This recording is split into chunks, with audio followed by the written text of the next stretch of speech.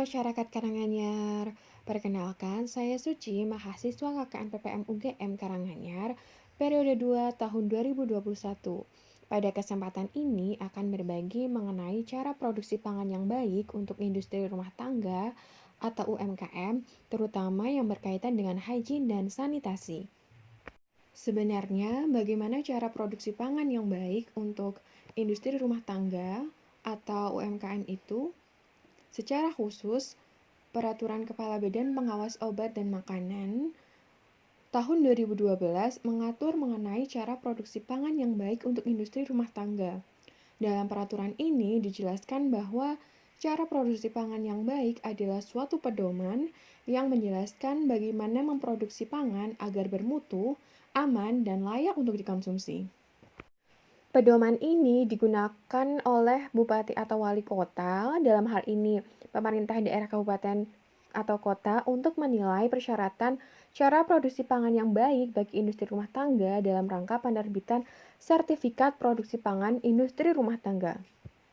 Cara produksi pangan yang baik untuk industri rumah tangga pangan atau UMKM ini diterapkan dengan tujuan untuk menghasilkan pangan olahan yang bermutu, aman, untuk dikonsumsi dan sesuai dengan tuntutan konsumen.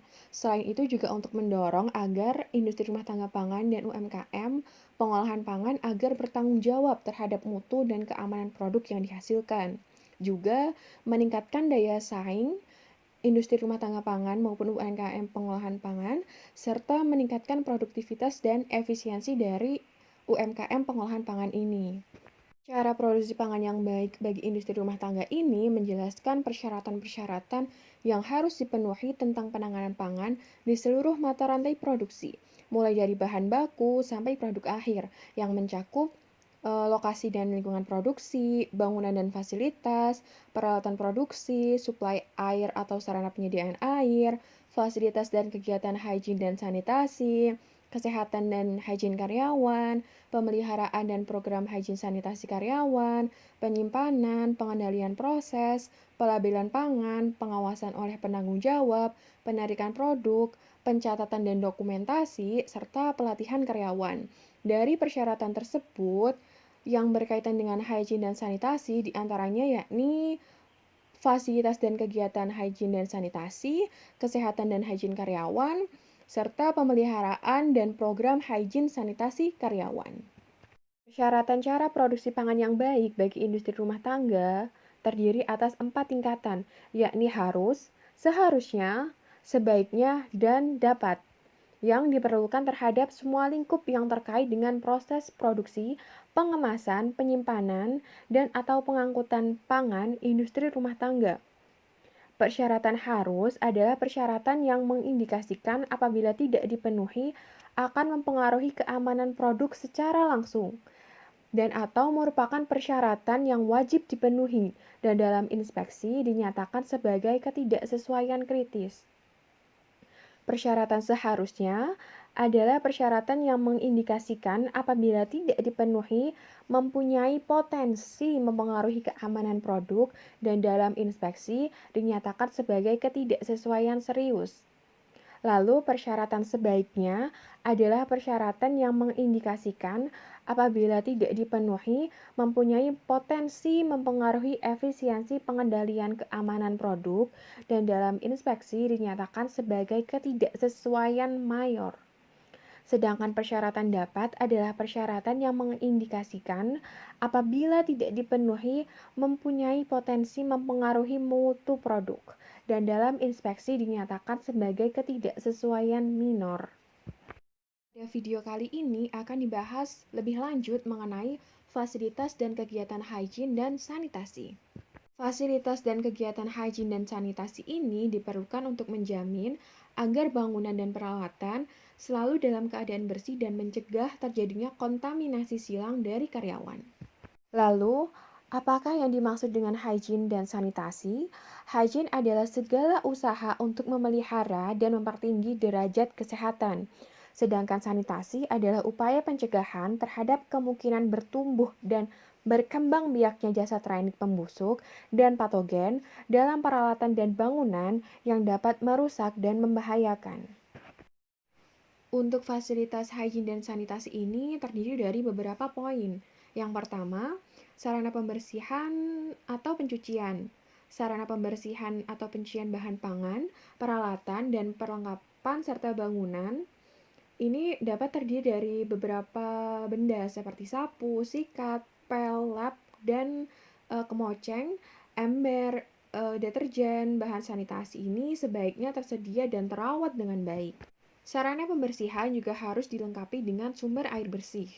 Air panas dapat digunakan untuk membersihkan peralatan tertentu, terutama berguna untuk melarutkan sisa-sisa lemak dan tujuan disinfeksi bila diperlukan. Yang kedua yakni sarana hygiene karyawan.